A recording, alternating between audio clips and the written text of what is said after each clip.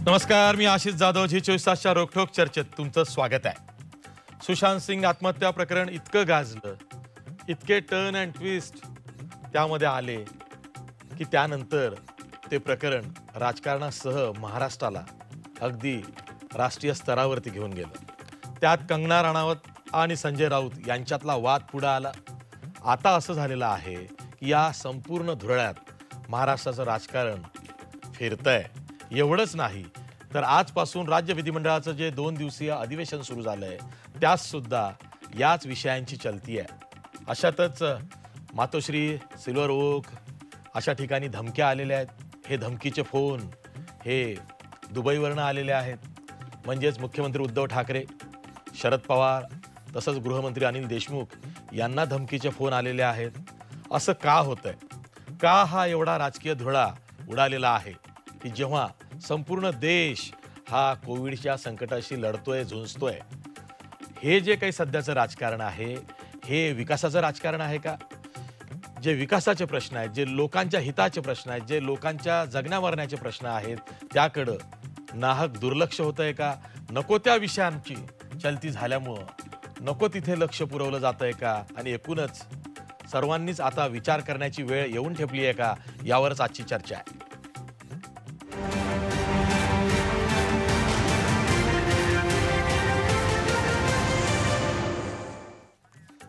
या चर्चेत सहभागी होण्यासाठी आपल्यासोबत मान्यवर पाहुणे आहेत. आपल्यासोबत भाजपचे आक्रमक आमदार अमित साटम आहेत. त्याचबरोबर आपल्यासोबत काँग्रेसचे अभ्यासू प्रवक्ते अतुल लोंढे आहेत. याशिवाय आपल्यासोबत राष्ट्रवादी काँग्रेसचे नव्यानं तयार झालेले प्रवक्ते आणि राष्ट्रवादीचे माजी युवा अध्यक्ष उमेश पाटील आहेत. याशिवाय आपल्यासोबत ॲडव्होकेट धनराज वंजारी आहेत, जे माजी पोलीस अधिकारी आहेत, वंचित बहुजन आघाडीचे उपाध्यक्ष आहेत आणि महाराष्ट्रातले एक व्यासंगी व्यक्तिमत्व आहे. त्याचबरोबर थोड्याच वेळात आपल्यासोबत पत्रकार केतन वैद्य सुद्धा असणार आहेत. ते एकूणच या धुरळ्यातलं जे राजकारण निर्माण झालेलं आहे त्यातले जे बारकावे आहेत ते आपल्याला समजावून सांगणार आहेत. मी सुरुवातीला अमित साटम यांच्याकडे जातोय.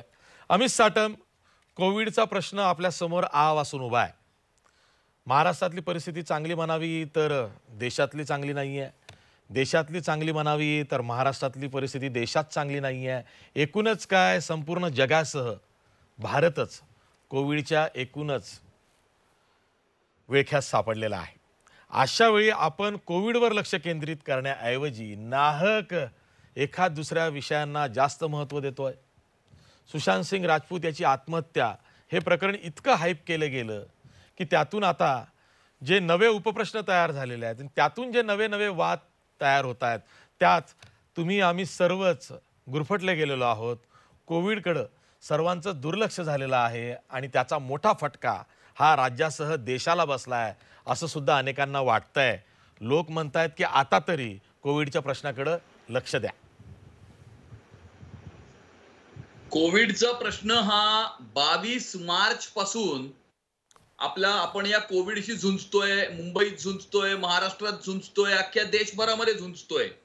आणि त्या 22 मार्च पासून म्हणजे अगदी गेल्या जुलैच्या शेवटच्या आठवड्यापर्यंत किंवा 1 ऑगस्ट पर्यंत धरा, आपण कोविडच्या प्रश्नाबद्दलच चर्चा करतोय.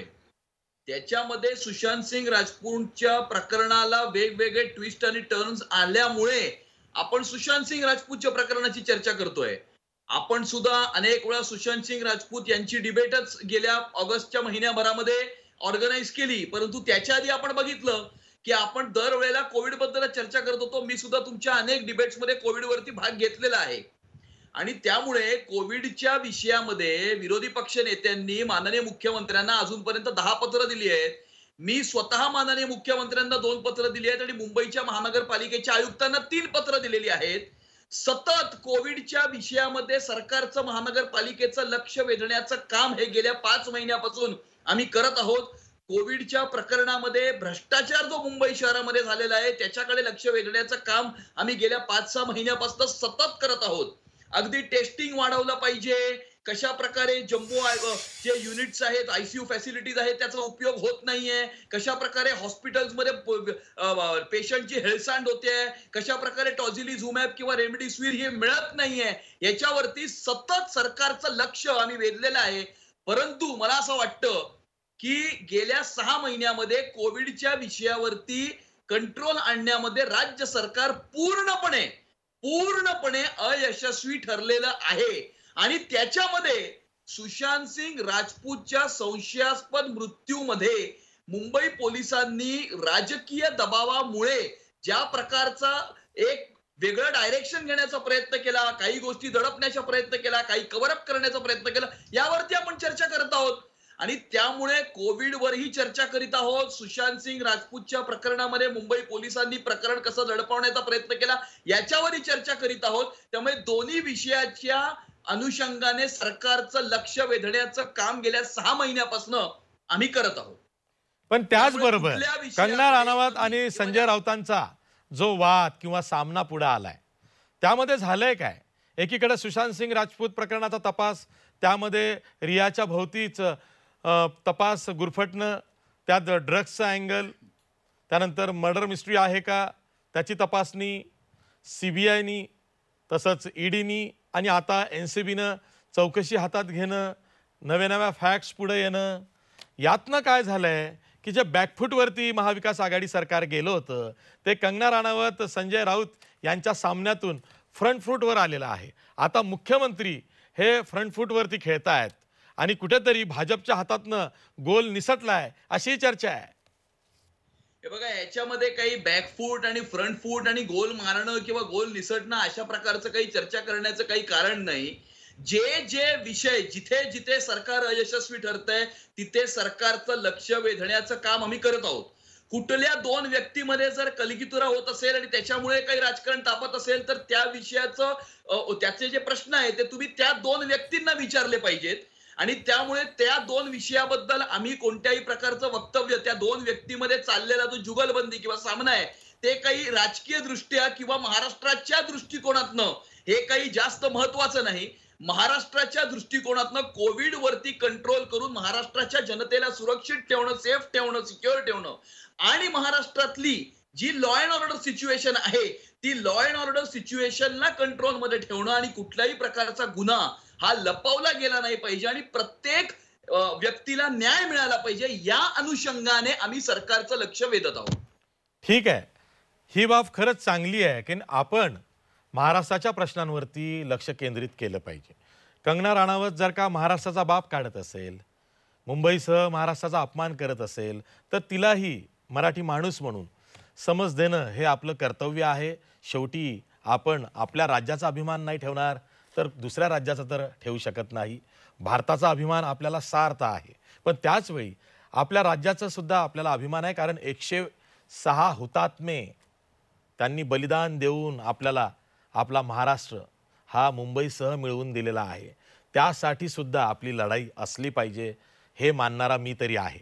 आपल्यासोबत अतुल लोंढे आहेत, काँग्रेसचे प्रवक्ते आहेत.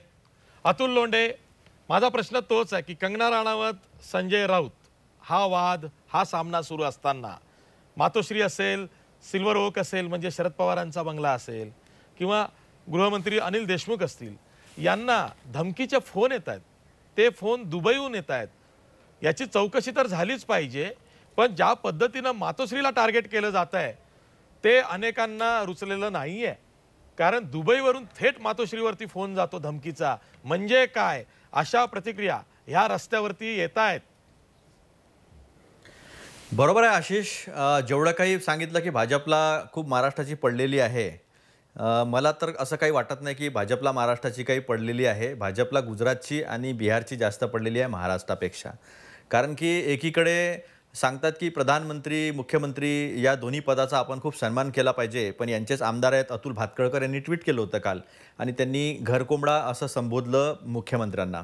म्हणजे हा जो प्रकार आहे हा प्रकार दाखवतो एकीकडे कंगनानी महाराष्ट्राची अस्मिता, छत्रपती शिवाजी महाराज असतील, महाराष्ट्र, मुंबई याच्या संदर्भामध्ये जे काही बोललं त्याच्यामध्ये म्हणजे समोरची भूमिका एक आणि मागची भूमिका दुसरी अशा पद्धतीचं वर्तन जे आहे ते केंद्र सरकारचं भाजपचं दिसलेलं आहे. वाय सिक्युरिटी तिला दिली म्हणजे त्यांना काय म्हणायचं आहे, काय याच्यातनं काय दर्शवायचं आहे, त्याच्यातनं हे दर्शवायचं आहे की ज्या ज्या राज्यामध्ये भाजपचं सरकार नाही ते राज्य देशविरोधी आहे, त्या राज्यातली जनता जी आहे ती देशविरोधी आहे, त्या राज्यातली जनता ही भाजप विरोधी आहे आणि म्हणून ती देशद्रोही आहे, अशा पद्धतीची जी भूमिका आहे ती सातत्यानं मांडण्याचा प्रयत्न केलेला आहे. आता जर कोणी मातोश्रीवर फोन टाकलेला असेल, मुख्यमंत्र्यांना धमकी दिलेली असेल किंवा गृहमंत्र्यांना धमकी दिली असेल किंवा सन्मान्य शरद पवार साहेबांना धमकी दिली असेल, तर त्यांच्या धमक्यांनी काही होणार नाही आहे. महाराष्ट्र कधी बदला नाही आहे आणि कधी वाकलंय नाही आहे. महाराष्ट्र दिल्लीसमोर तर कधीच वाकलेला नाही आहे. पण एक गोष्ट मात्र लक्षात घ्या की हे आज भाजपचा आपण जर विश्वास ठेवला असता, जे अमितजी बोलले त्याच्यावर अतिशय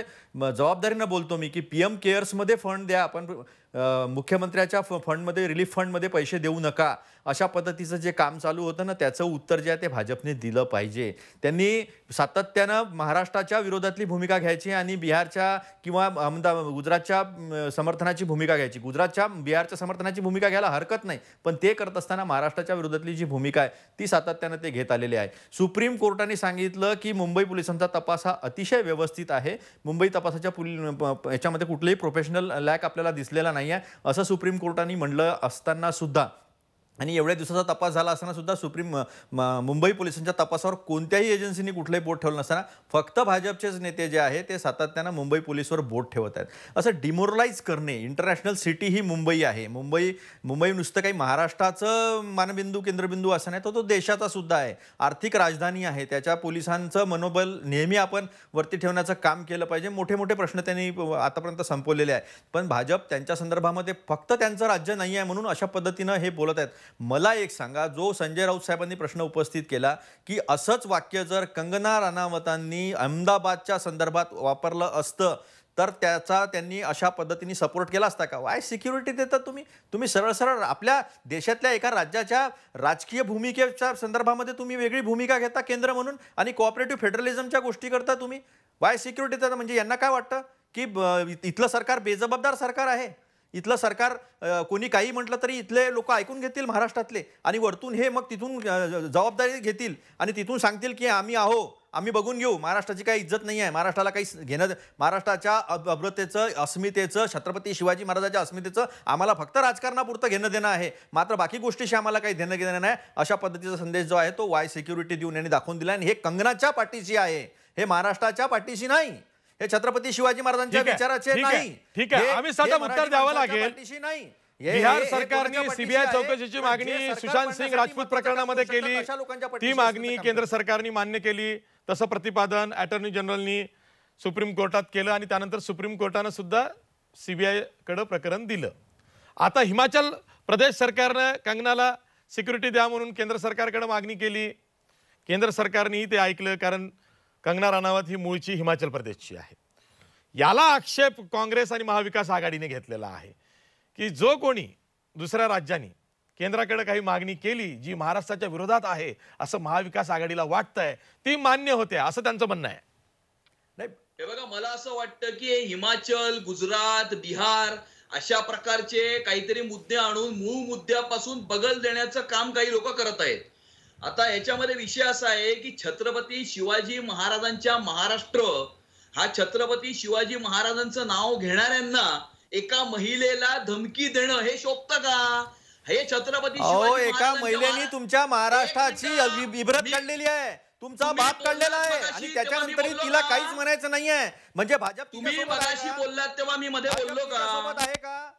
तुम्ही मगाशी अतुल लोंढे थांबा जरा. अरे अतुल लोंढे, मला तुम्ही सांगा, तुम्ही ऐकून घेता ही गोष्ट? अतुल लोंढे आधी तुमचा लेपल माईक नीट करा, तुमचा आवाज येत नाहीये. आम्ही सातमांना बोलू द्या. त्यापेक्षा हिमाचल सरकारने सांगायला पाहिजे नव्हतं की जिथं आम्ही साठा कॅरी ऑन, मान मिळाला, इब्रत मिळाली, पैसा मिळाला. अतुल लोंढे, तुम्ही तुमचा लेपल माईक नीट करा, ऑडिओ डिस्टर्बन्स आहे. त्यांना दिली का सिक्युरिटी? आम्ही सातमांना बोलू द्या. या देशामध्ये राहणाऱ्या प्रत्येक व्यक्तीच्या सुरक्षेची चिंता करणं हे सरकारचं काम असतं आणि त्यामुळे ओपनली टेलिव्हिजनवर एका महिलेला जर कोणी धमकी देत असेल, तुम्ही येऊनच बघा, आम्ही असंच करू, आम्ही तसंच करू, अशा प्रकार छत्रपती शिवाजी महाराजांच्या महाराष्ट्रामध्ये एका महिलेला चॅलेंज करून तिला काहीतरी इजा पोहोचवण्याची धमकी टीव्हीवरनं त्या पक्षाचे आमदार जर ओपनली देत असतील तर प्रत्येक कंगना रनौतचा प्रश्न नाही, उद्या अतुल लोंढेंना जर कोणी धमकी दिली तर त्यांनाही सिक्युरिटी देण्याचं काम हे सरकारचं आहे. मला धमकी दिली, तुम्हाला धमकी दिली तर प्रत्येक व्यक्तीला सिक्युरिटी देण्याचं काम हे सरकारचं आहे.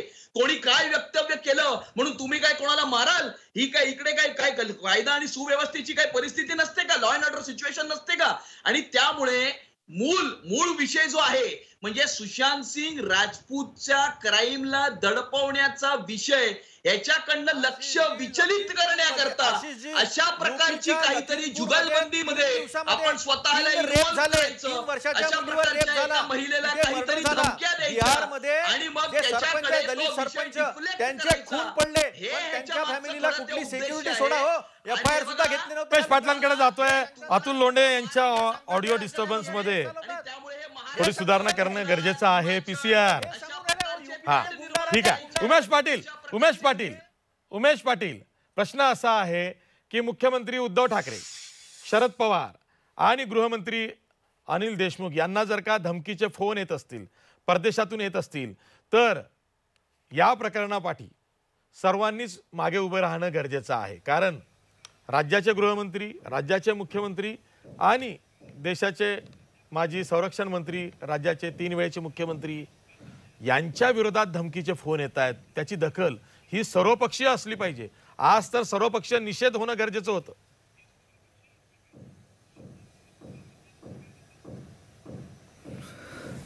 खरं तर एखाद्या जबाबदार राजकीय पक्षाचं, राजकीय नेतृत्वाचं असं लक्षण असतं की अशा पद्धतीनं ज्यावेळेस परदेशातून आपल्या राज्याच्या मुख्यमंत्र्यांना धमकीचा फोन येतो, पवार साहेबांसारख्या ज्येष्ठ नेत्याला धमकीचा फोन येतो, त्यावेळेस पहिल्यांदा मला असं अपेक्षित होतं की अमितजी साटम आज भारतीय जनता पार्टीचे प्रवक्ते आणि प्रतिनिधी म्हणून या ठिकाणी उपस्थित आहेत, तर त्यांनी या विषयाचा सर्वप्रथम निषेध करायला हवा होता.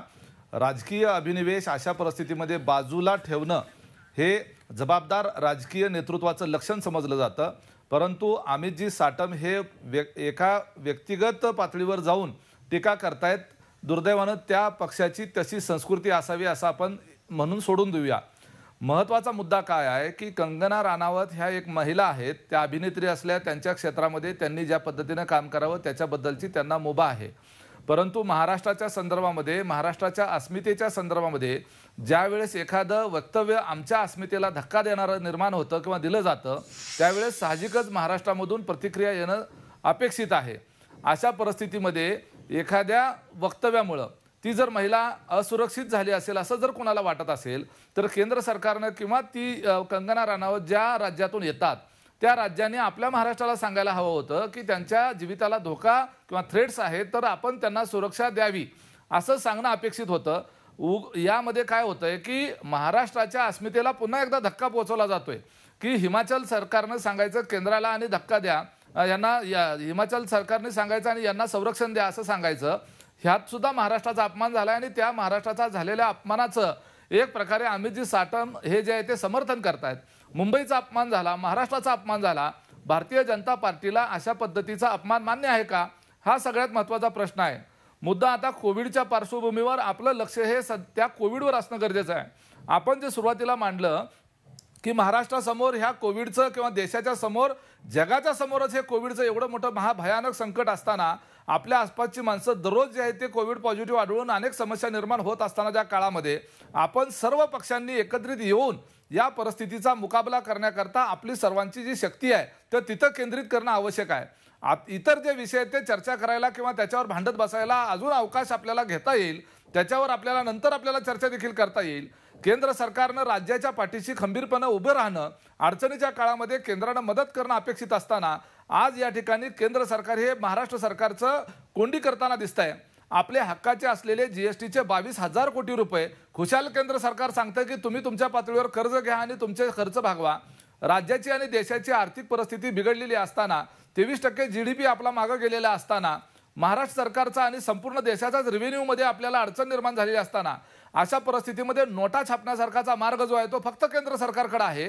आपले उत्पन्नाचे स्रोत घटलेले असताना एकूणच सर्व यंत्रणांवर निधीची प्रचंड गरज असताना अशा काळामध्ये ज्या वेळेस अशी परिस्थिती निर्माण होते, आणीबाणीची परिस्थिती निर्माण होते किंवा आपत्कालीन परिस्थिती निर्माण होते, त्या काळामध्ये केंद्र सरकारने राज्यांना ताकदीनं मदत देण्याची आवश्यकता आहे. तर हे लोक जे आहेत ते हे मुख्यमंत्र्यांची मापं काढतायत, आरोग्यमंत्र्यांची मापं काढतायत आणि कुठल्या तरी सुशांत सिंग सारख्या प्रकरणाला जास्तीचं महत्त्व देऊन त्याच्याबद्दलच्या प्रतिक्रिया आणि त्याच्याबद्दलचे ट्विट एका सेकंदाच्या आत करून आमचं प्राधान्य कशाला आहे, आमचं प्राधान्य ह्या राज्यातल्या जनतेच्या सुरक्षेपेक्षा एखाद्या नटनट्यांच्या संदर्भामध्ये निर्माण झालेल्या कॉन्स्पिरन्सीवर आम्ही जास्त लक्ष केंद्रित करतोय असं हे भारतीय जनता पार्टीचे लोक दाखवून देत आहेत.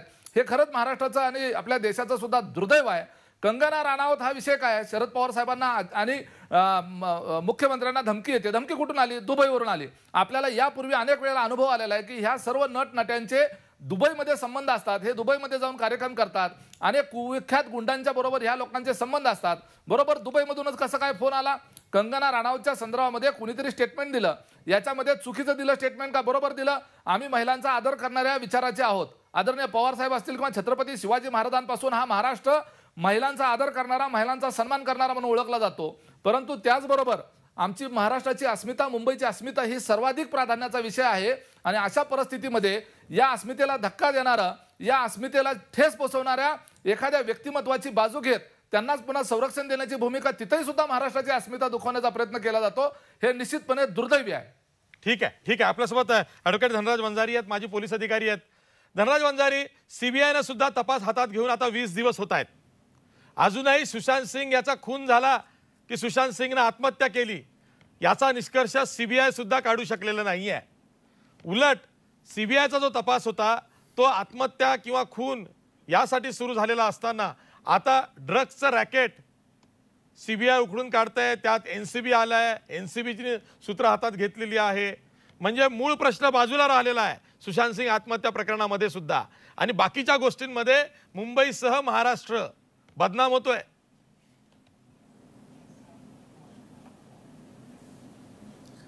मी याच्या आधी सुद्धा अशीच चॅनलवर सांगितलेलं आहे की मुंबई पोलिसांना टार्गेट करायचं आणि त्यावरून महाराष्ट्र राज्याची जो काही एक दर्जात्मक उंची आहे ती कमी करण्याचा प्रयत्न करायचा, असा हा डाव एकंदर रचला होता. महाराष्ट्रामध्ये गैर BJP सरकार आहे म्हणून त्या सरकारावरती राजकारणाच्या माध्यमातून कोरघोडी करायची, असा जो केंद्र सरकारचा पवित्रा होता त्याच्यामध्ये CBIचे 3 आठवडे होत आहेत. त्यांना मर्डर थेअरीतले 5% सुद्धा पुरावे सिद्ध करता आलेले नाही, किंबहुना पुराव्यानिशी समोर येता आलं नाही. याचाच अर्थ CBIची वैफल्यग्रस्तता हे दर्शवते की आपल्याकडनं हा भाजला पापड फुटत नाही, म्हणून आपण मग NCB किंवा EDचा आसरा घ्यावा. ED ही जिथे सबसेल फेल झाली त्याच्यानंतर NCBमध्ये आता काहीतरी एक अटक झालेली आहे.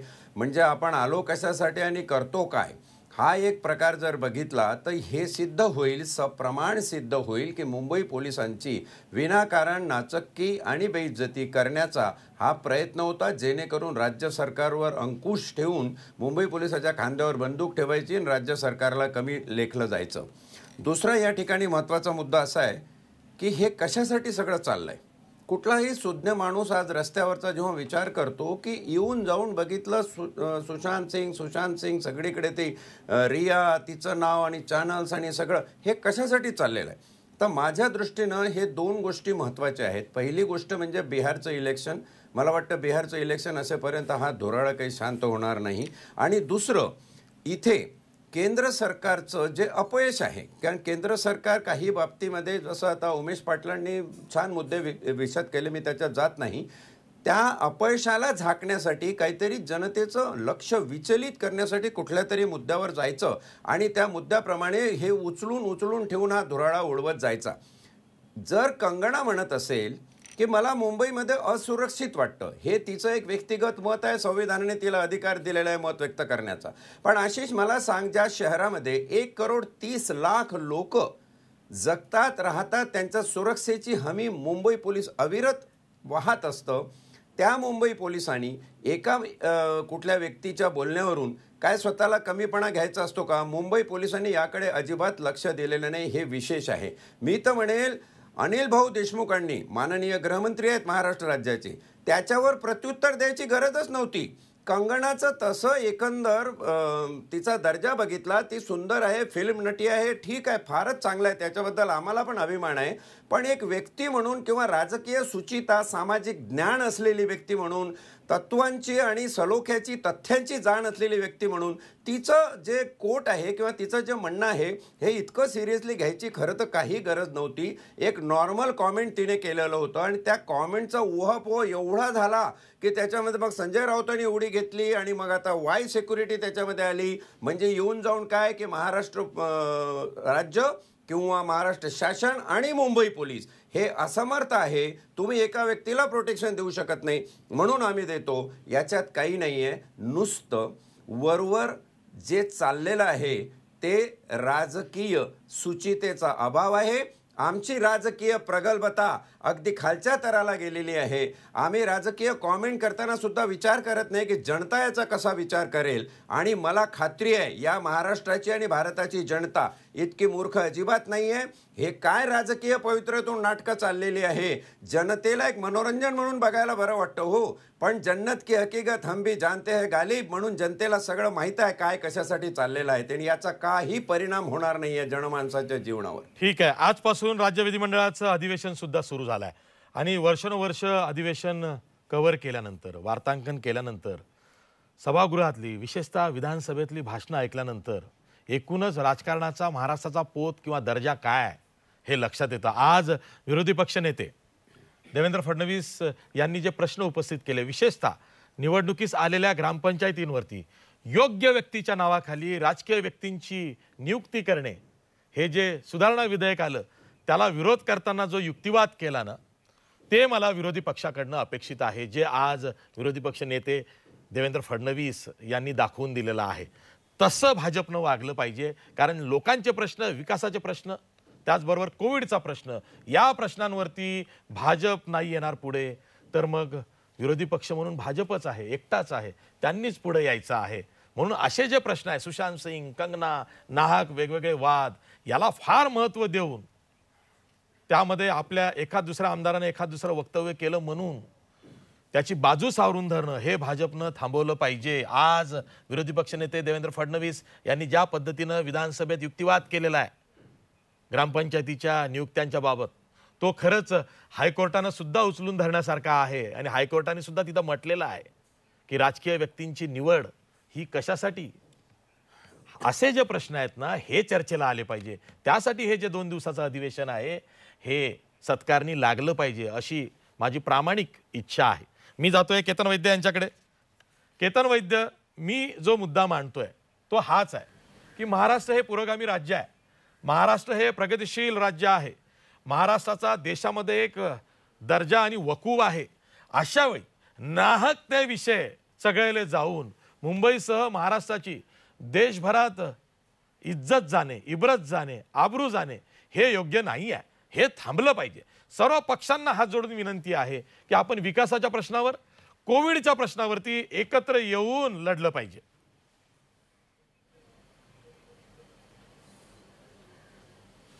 नाही, हा धुराळा जो आहे तो फ्रँकली दोन्हीकडनं उडालेला आहे आणि एका बाजूने धुराळा उडतो आणि त्याचा प्रतिधुराळा दुसरीकडनं उडवला जातो. मला आठवतंय अरुण शौरी या केंद्र सरकारबद्दल म्हणालेले, तेव्हा त्यांनी सांगितलेलं की हे 2 गोष्टींवर चालतं सरकार. तर त्या 2 गोष्टी काय आहेत, ते एक म्हणजे हेडलाईन मॅनेजमेंट आणि दुसरं म्हणजे इव्हेंट घडून आणणं, इव्हेंटोक्रसी असा शब्द त्यांनी वापरला होता. तर ते अगोदरचे जे वक्ते म्हणाले किंवा वंजारी साहेब सुद्धा म्हणाले की एखाद्या व्यक्तीला सुरक्षा द्यायची असेल, मला व्यक्तिगत लोक काय म्हणाले याच्यामध्ये जायचंच नाहीये, ते बरोबर आहे का योग्य आहे, त्या राजकीय प्रतिक्रिया असू शकतात. पण कंगनानी ज्या शहरांनी तिला इतकं सुरक्षित ठेवलं आणि मला व्यक्तिगत पुन्हा तिच्या बहिणीच्या आयुष्यात पण जायचं नाहीये, पण एक दुर्दैवी एक असा भूतकाळ होता, तिच्या बहिणीवर ऍसिड हल्ला झाला होता, तो कोणत्या शहरात झाला होता, त्या दोन्हीही बहिणींना कुठल्या शहरात जास्ती सुरक्षिततेची भावना मिळते किंवा कुठल्या शहरात त्यांचं काम डोक्यावर म्हणजे अक्षरशः लोकांनी एवढा उत्तम प्रतिसाद दिला आणि तिचं करिअर इथे घडलं. ती कंगनावरनं क्वीन जी आहे बॉलिवूडची ते इथे झाली. तर इतकं किमान माणसांनी खाल्ल्या मिठाला जागावं आणि तिचं जे म्हणणं आहे त्यामुळे सगळ्या मुंबईकरांचे, हा मराठी अमराठी प्रश्न नाही आहे, सगळ्या मुंबईकरांची तिने बदनामी केलेली आहे आणि म्हणून तिला कोणी धमकी वगैरे द्यावी तर धमकीचा प्रश्नच नाही आहे. ती भारताची नागरिक आहे आणि 19D प्रमाणे तिला देशात कुठेही फिरायचा पूर्ण अधिकार आहे. झालं सिक्युरिटीची गोष्ट तर तिने पोलिसकडे सिक्युरिटी मागावी. कायदा आणि सुव्यवस्था ही मुळात पोलिसांचा आणि राज्याचाच अधिकार आहे, पण राज्य आणि केंद्र सरकारमध्ये एक वितंडवाद उभा करायचा आणि कोऑपरेटिव्ह फेडरलिझमला हडताळ फासायचा असंच जर कोणी ठरवलं असेल तर मग जे आत्ता होतंय तेच होणार. आणि महत्त्वाचे मुद्दे आहेत आणि महत्त्वाचे मुद्दे चांगले साक्षेपीपणे आणि अभ्यासूपणे वेळोवेळी आपल्या विधानसभेत उचलले गेलेले आहेत आणि ती परंपरा मोडीत पडू नये. मग ते बिहारचं इलेक्शन असू दे, केंद्र आणि राज्य सरकारचं एकंदर जे बिघडलेले संबंध आहेत ते असू दे, पण राज्यासमोर आत्ता सगळे प्रश्न आवासून उभे आहेत. राज्याची उत्पादकता कमी झालेली आहे, राज्याचं एकंदर जी औद्योगिक क्षमता आहे ती पूर्णपणे उदयास येत नाही. अशा अनेक गोष्टी आहेत आणि हा जो धुराळा आहे तो तत्कालिक आहे, तो बिहारच्या इलेक्शन पुरता मर्यादित आहे, पण ही महाराष्ट्राची परंपरा नाही आहे. आणि बॉलिवूड म्हणा किंवा उद्योग म्हणा किंवा बँक क्षेत्र म्हणा हे इतर कुठल्याही शहरात आणि तेवढ्याच उद्यमशील शहरात का वाढलं नाही, मुंबईत का वाढलं, तर याला कारण आहे मुंबईकरांचा आणि सामान्य मुंबईकरांचा, मराठी किंवा अमराठी, त्यांचा दिलेरपणा, त्यांचं मुक्त वागणं आणि त्यांचं प्रगतिशील असणं. आणि या सगळ्याला जर पाठी टाकून या फालतू विषयांना जर आपल्याला वरती आणायचं असेल तर सामान्य लोकांकडनंच त्याचा विरोध होईल. आणि मी तर कंगनाच्या म्हणण्याचा निषेध करतो, पण त्यामुळे तिच्या जे संवैधानिक अधिकार आहेत त्याच्यावर कुठलीही गदा येऊ नये. ठीक आहे. काय होतं, असे जे नाहक प्रकरणं पुढे येतात ना, त्यामध्ये जो तो आपापले स्कोअर सेटल करतो. तृप्ती देसाई सारख्या सामाजिक कार्यकर्त्या आहेत, त्या कंगनाच्या प्रकरणामध्ये कंगनाच्या बाजूने उभं राहिल्या, त्या संजय राऊतांच्या माफी मागण्याला घेऊन आग्रही आहेत. तृप्ती देसाईंचा आणि कंगना रनौतचा काय संबंध आहे, तृप्ती देसाईंचा काय लौकिक आहे की त्या स्वतः पुढे येऊन अमुक अमुक नेत्यांनी माफी मागावी सांगतायत, असे जे नाहक वाद तयार होतात आणि त्याला जी प्रसिद्धी मिळते ना ती खरोखरच म्हणजे त्याला म्हणूया ना की वाईट आहे, लोकशाहीसाठी वाईट आहे. ही लोकशाहीची शोकांतिका आहे. आपण ब्रेक घेणार आहोत. ब्रेक नंतर जनतेचे जे प्रश्न आहेत ज्याकडे आता खूप काळजीनं लक्ष देणं गरजेचं आहे. आजचा दिवस राज्य विधिमंडळाच्या अधिवेशनाचा वाहून गेलेला आहे. एकच दिवस उद्याचा शिल्लक आहे. त्यामध्ये काय अपेक्षित आहे यावर आपण चर्चा करणार आहोत. पुन्हा भेटूया ब्रेक नंतर.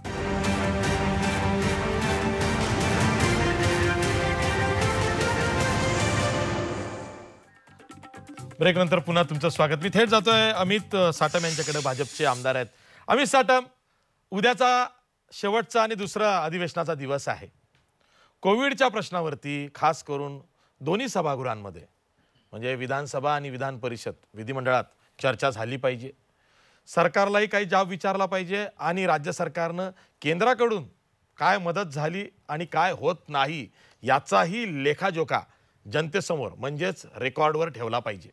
ते जनतेला अपेक्षित आहे. खरं तर हे अधिवेशन फारच तोकडं अधिवेशन आहे. आमची ही मागणी होती की किमान 4 ते 6 दिवसाचं अधिवेशन, हे पावसाळी अधिवेशन झालं पाहिजे. परंतु कोविडच्या विषयामुळे अधिवेशन फक्त 2च दिवसाचं आहे. त्याच्यामध्ये शोक प्रस्ताव होता आणि उद्याचा एकच दिवस असा चर्चेसाठी मिळत आहे. पण आम्ही आमचं पूर्ण प्रयत्न करणार आहे की गेल्या 6 महिन्यामध्ये किंवा 5 महिन्यामध्ये 22 मार्च पासून आजपर्यंत या महाराष्ट्रामध्ये आणि मुंबई शहरामध्ये कोविडच्या विषयामध्ये कशा प्रकारची हाताळणी झाली, कुठल्या गोष्टींकडे अनदेखा केलं गेलं, कुठल्या गोष्टींकडे दुर्लक्ष झालं, कशा प्रकारे रुग्णांची हेळसांड झाली, कशा प्रकारे टॉझिलिझुमॅब असेल, रेमडेसिवीर असेल अशा प्रकारची औषधं लोकांना मिळत नव्हती, कशा प्रकारे आयसीयूचे बेड्स आजही पुन्हा एकदा परत आयसीयूचे बेड्स जे आहेत ते मिळताना हेळसांड होते रुग्णांची. मोठमोठ्या जम्बो फॅसिलिटीज उभा केल्या, पण त्या मोठ्या जम्बो फॅसिलिटीज मध्ये कुठलेही पेशंट जायला तयार नाहीयेत. त्या जम्बो फॅसिलिटीज मध्ये पेशंट्स ना हँडल करायला तिकडे डॉक्टर्स आणि नर्सेस अवेलेबल नाहीयेत, तिकडे फॅसिलिटीज अवेलेबल नाहीयेत. आणि त्यामुळे अशा प्रकारची मोठ्या प्रमाणावरती मिसमॅनेजमेंट ही गेल्या 4-5 महिन्यामध्ये महाराष्ट्रामध्ये झालेली आहे, ज्याच्यामुळे संपूर्ण देशामध्ये 9 लाखापेक्षा जास्त cases, highest number in the entire country, आणि 26,000 पेक्षा जास्त deaths, highest number in the entire country. Mortality rate सुद्धा महाराष्ट्राचा सर्वात जास्त आहे.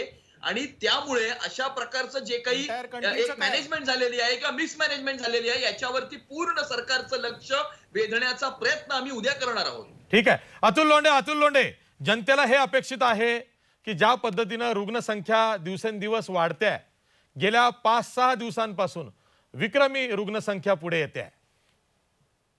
आज मुंबई महापालिकेने जाहीर केलं की मुंबईत चाचण्या म्हणजे टेस्ट वाढल्या म्हणून रुग्णसंख्या वाढते आहे. पण ग्रामीण भागात सुद्धा कोरोना पसरलेला आहे, जिल्हाबंदी उठलेली आहे, ई पास रद्द आहे. त्याचा मोठा फटका हा नागरिकांना बसतोय. प्रशासनाकडे व्हेंटिलेटर्स असतील, आयसीयू बेड्स असतील, ऑक्सिजन असेल, याचा वानवा आहे. अशा वेळी सरकारनं काय पावलं उचलतो आहोत, केंद्र सरकार आम्हाला काय देतं आहे, काय मागणी केंद्र सरकारकडे आहे, आम्ही किती पुरे करू शकतो, आमचा जो मुख्यमंत्री सहायता निधी आहे तो किती खर्च झाला आहे, CSR फंड आला असेल तर तो किती आला आहे, केंद्रानं किती फंड दिला आहे, याचा सर्व तपशील मांडला पाहिजे.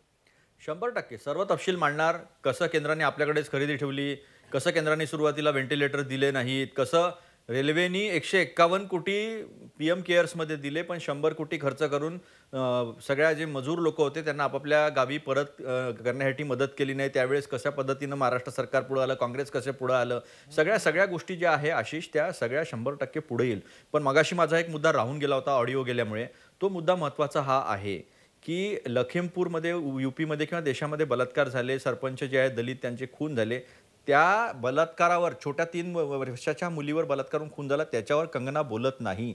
पण महाराष्ट्रामध्ये मुंबईच्या संदर्भामध्ये त्याची तुलना पाकिस्तानच्या POK सोबत करते, जिथून या देशावर आतंकवादी हल्ले निर्माण करण्याचा प्रयत्न पाकिस्तान करते, अशा पद्धतीनं करते. आणि मग तिला इथं राहण्याचा अधिकार काय असा प्रश्न विचारला तर त्याच्या माध्यमातून अशी परिस्थिती आणि असे वातावरण निर्माण करायचं की महाराष्ट्रामध्ये जे सरकार आहे त्या सरकारच्या याच्यामध्ये कायदा आणि सुव्यवस्था राहिलं नाही बा, म्हणून राष्ट्रपती शासन 356 लावता येईल का, अशा पद्धतीचा प्रयत्न भाजपचा आहे, हा माझा स्पष्ट आरोप आहे. आता राहिला प्रश्न विकासाचा. एक मुद्दा आशिषजी तुम्ही लक्षात घ्या की सातत्यानं काँग्रेस, राष्ट्रवादी आम्ही सगळे मांडतो आहोत तो हा आहे की पैशाची निर्मिती करण्याचा अधिकार हा सगळा केंद्र सरकारकडे आहे. हा मुद्दा इथे चर्चेला आला पाहिजे, हाऊसमध्ये झाला पाहिजे असं नाही.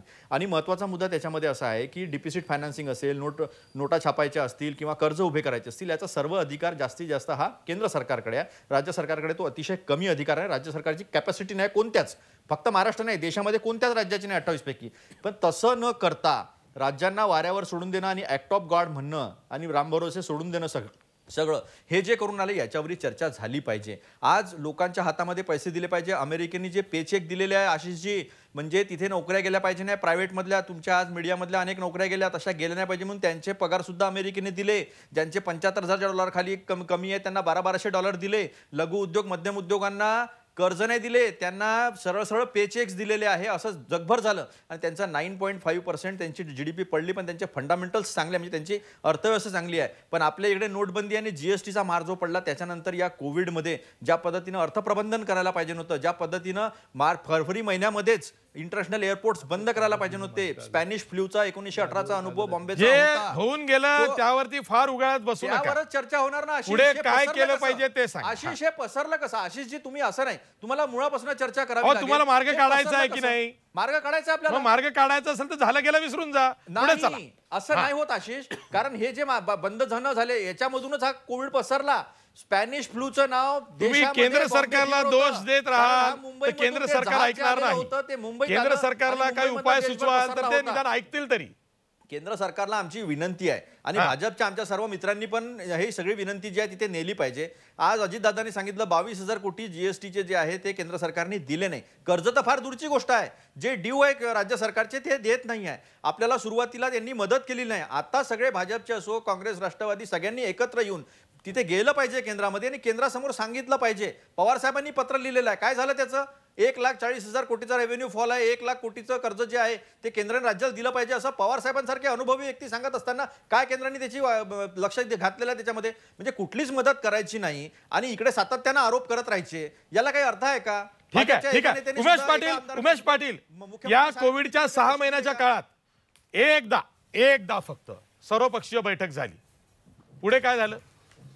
3 महिने होऊन गेलेत सर्वपक्षीय बैठक होऊन. आज कुठं अधिवेशन झालेलं आहे? तुम्ही विरोधी पक्षाला विश्वासात घेणार नाही. विरोधी पक्ष नेते आधी राज्यपालांना पत्र पाठवायचे, टीका झाल्यावरती त्यांनी मुख्यमंत्र्यांना पत्र पाठवून झाली. जवळपास 30 ते 35 पत्र मुख्यमंत्र्यांना विरोधी पक्ष नेत्यांची आलेली आहेत. विरोधी पक्षानं वेळोवेळी दौरे काढून तुम्हाला माहिती दिलेली आहे. प्रश्न एवढा आहे की एकीकडे सुशांत सिंग राजपूत असेल प्रकरण, रियाची चौकशी असेल, कंगना राणावतची काय आपण तिला म्हणूया, तिनं महाराष्ट्राची अब्रू काढली ते प्रकरण आहे, ते प्रत्येकाला झोंबलेलं आहे, प्रत्येकाला जिवारी लागलेलं आहे. पण अशा प्रकरणांना जी हवा दिली गेली त्याऐवजी जर का आपण लोकांच्या प्रश्नांवरती अधिक सजग राहिलो, असं का होत नाहीये हे सायमल्टेनियसली सुरू राहील. पण त्याच वेळी कोविडवरचा फोकस आपला सुटणार नाही. उमेश पाटील.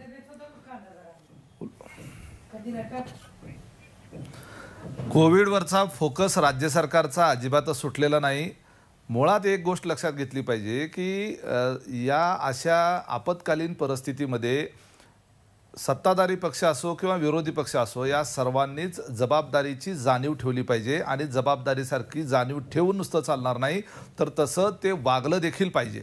प्रत्येक वेळेला कोंडीत पकडण्यासाठी काहीतरी मुद्दा मिळाला पाहिजे, ह्या भावनेतून परिस्थितीसुद्धा लक्षात न घेता वक्तव्य करत राहणं, याला आपण असं म्हणूया की कायम हा निवडणुकीचा आणि राजकारणाचा ज्वर आपल्यामध्ये सातत्यानं जागृत ठेवल्याचा तो परिणाम आहे. भारतीय जनता पार्टीच्या डोक्यामध्ये 5ही वर्ष हे सतत निवडणूकच असते आणि निवडणूक केंद्रीभूतच अशा पद्धतीचा विचार ते लोक करतात. आज महाराष्ट्र सरकार काय किंवा देशातलं कुठलंही राज्य सरकार अशा वेळेला ज्या वेळेला आपत्कालीन परिस्थिती येते त्यावेळेस शक्तिशाली असलेल्या केंद्र सरकारने नैतिक आणि आर्थिक पाठबळ देणं आणि त्या सरकारांचं मनोधैर्य जे आहे ते कुठेही खच्ची होणार नाही आणि सर्वच पातळ्यांवर त्यांना आपण त्यांच्या पाठीशी खंबीरपणे उभे आहोत हे कृतीतून दाखवण्याची आवश्यकता असताना अशा परिस्थितीमध्ये कंगना राणावतचं प्रकरण असेल किंवा सुशांत सिंग सारखे विषय असतील, या विषयाला हे प्राधान्य देऊन त्याच्यामध्ये जेवढी तत्परता दाखवतात तेवढी तत्परता जर या कोविडच्या पार्श्वभूमीवर मदत करण्याच्या बाबतीत दाखवली असती तर आपल्या जनतेला जास्त चांगल्या पद्धतीनं आपल्याला सुविधा किंवा आपण त्यांना जास्त दिलासा देऊ शकलो असतो.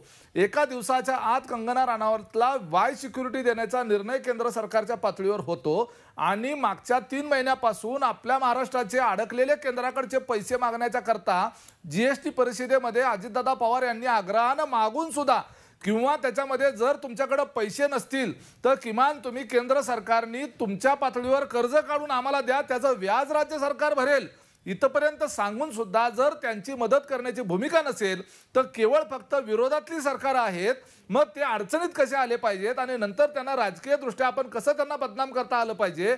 आला म्हणतात मड्यावरचं लोणी खाण्याचा प्रकार जो आहे तो प्रकार भारतीय जनता पार्टीच्या नेतृत्वाने चालवलेला आहे. आपल्याला दुर्दैवाने हॉस्पिटल्स उभारून जनतेला न्याय देऊ शकलो नाहीये, यासाठी आपण वारंवार केंद्राला दोष देणार. मुंबई पुणे महाराष्ट्रामध्ये अशी जी मला बोलू द्या या विषयावर, मी बोलतो. पुण्यामध्ये असेल पुण्यामध्ये असेल जम्बो फॅसिलिटी नाही.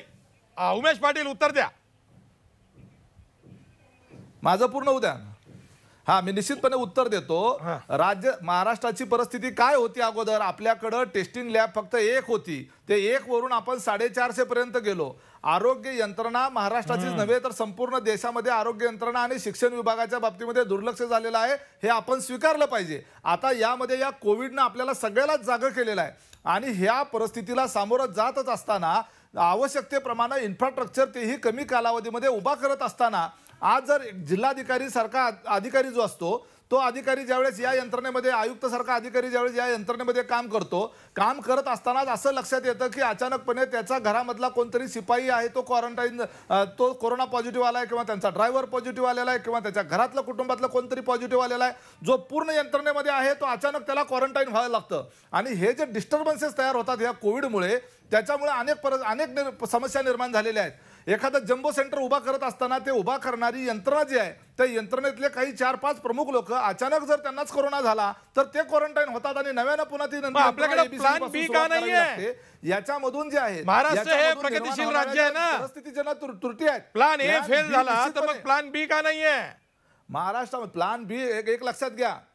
आज जर अशी परिस्थिती नसती तर आज एकूण लक्षात घ्या आपल्याकडचा जो मृत्यूदर जो आहे, माझ्याकडं काही आकडेवारी आहे, रुग्णवाढीचा दर जो आहे तो 31 मार्चला आपल्याकडे 27.2% होता आणि 8 ऑगस्ट रोजीपर्यंत तो 2.24% पर्यंत त्या ठिकाणी तो कमी झालेला आहे.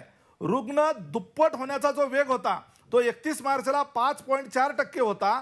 तो दुपटीचा जो दर आहे. अहो काय बोलताय, राज्यात 17,000, 18,000, 19,000, 20,000, 21,000, 22,000, 23,000 अशा संख्येनं रुग्ण वाढतायत. तुम्ही हे काय टक्केवारी सांगताय? लोक रोज संध्याकाळी ब्रेकिंग न्यूजच्या नावाखाली ही टक्केवारी बघतायत. मी तुम्हाला त्यांना तुम्ही दिलासा काय द्याल ते सांगा. एक लक्षात घ्या, असे जे नाही दिलासा एक लक्षात घ्या, याचा अर्थ आपण परिपूर्ण झालो आहोत का असा दावा आहे का? असा अजिबात नाहीये. या ठिकाणी सुधारणेला आणि परिस्थिती हाताळण्याला आणखी मर्यादा आहेत आणि आणखी वाढ करायला सुद्धा आपल्याला स्कोप आहे. परंतु या परिस्थितीला आपण जर आता क्रिटिसाइज करत बसलो तर असलेली यंत्रणेचं मनोधैर्य सुद्धा खच्ची होऊ शकतं. ठीक आहे, ठीक आहे. म्हणून ॲडव्होकेट धनराज वंजारी, मला हाच प्रश्न तुम्हाला अगदी थोडक्यात विचारायचा आहे की आता ती वेळ आलेली आहे, बाकीचं सगळं राजकारण बाजूला सोडून आपल्याला कोविडवरती लक्ष केंद्रित करावं लागेल. मग तो सामान्य नागरिक का असेल, तो त्याचबरोबर प्रशासन आणि राज्यकर्ते सर्वांनाच लक्ष केंद्रित करावं लागेल. तर आपण या समस्येतून वेळेत बाहेर येऊ, नाही तर जानेवारी पलीकडे आपण जाऊ, सगळा बट्ट्याबोळ होईल.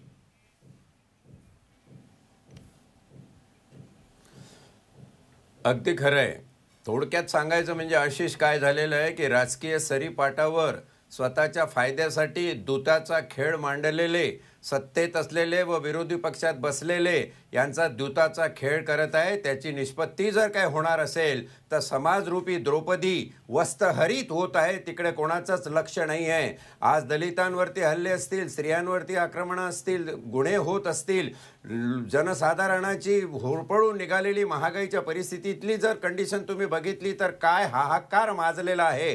पण जनतेचे प्रश्न सोडण्यापेक्षा शासनाला आपली कशी खुर्ची टिकून ठेवावी आणि विरोधी पक्षाला सुद्धा हे शासन कसं पाडावं याच गोष्टीमध्ये इंटरेस्ट आहे. म्हणून जनता भिमुख, आज समाज भिमुख कुठलंही शक्ती, कुठलीही सत्ता राहिली नाही. विरोधी पक्षही त्या दृष्टीने प्रयत्न करताना दिसत नाहीये आणि सत्ताधाऱ्यांना सुद्धा त्या दृष्टीने काही पडलेलं नाहीये. कोविडचं संकट हे इतकं महाभयंकर संकट आहे, याची वेळोवेळी जाणीव होती. हे सगळं करायला पाहिजे होतं. तुम्ही प्रत्येक गोष्टीची SOP नीटोपाठ करायला पाहिजे होती, SOPचं अंमलबजावणी करायला पाहिजे होती. ते होताना दिसत नाहीये.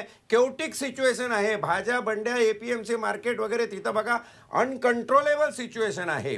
सरकार जर हे अनकंट्रोलेबल असेल, मग सिच्युएशन हँडल करू शकत नसेल तर विरोधी पक्षाची भूमिका या ठिकाणी काय आहे की सरकारनं त्याच्यावर शेवटी केतन वैद्य अनेक विश्लेषकांना, जाणकारांना असं वाटतंय की कंगना राणावतचं जे प्रकरण पुढे आलंय त्यात पुन्हा मातोश्रीवरची जी धमकी आलेली आहे त्यातून मुख्यमंत्री आणि महाविकास आघाडी भक्कम झालेला आहे. जी अस्थिरतेची टांगती तलवार होती ती आता काही प्रमाणात दूर झालेली आहे. लोकांची सहानुभूती ही मिळवण्यात मुख्यमंत्री आणि शिवसेना यशस्वी होईल असं अनेकांना वाटतंय.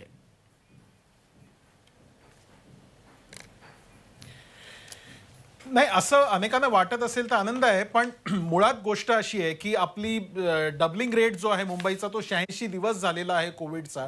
आणि कोविडचं आव्हान जे आहे ते संपणार नाही आहे.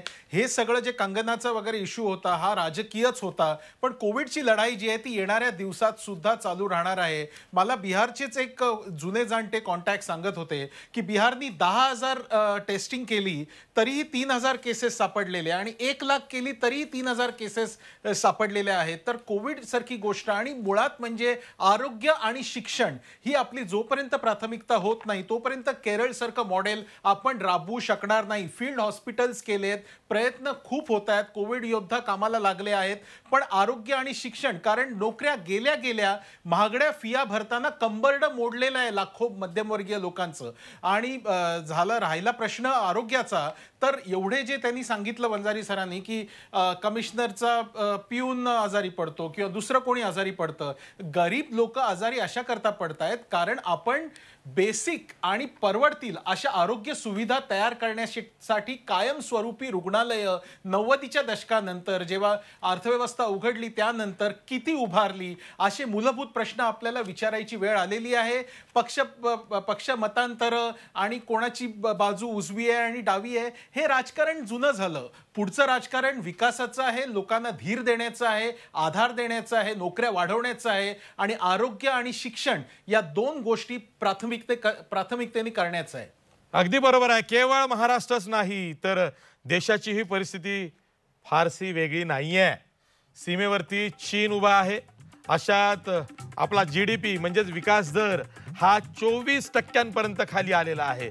बेरोजगारीचा दर हा विक्रमी वाढतो आहे.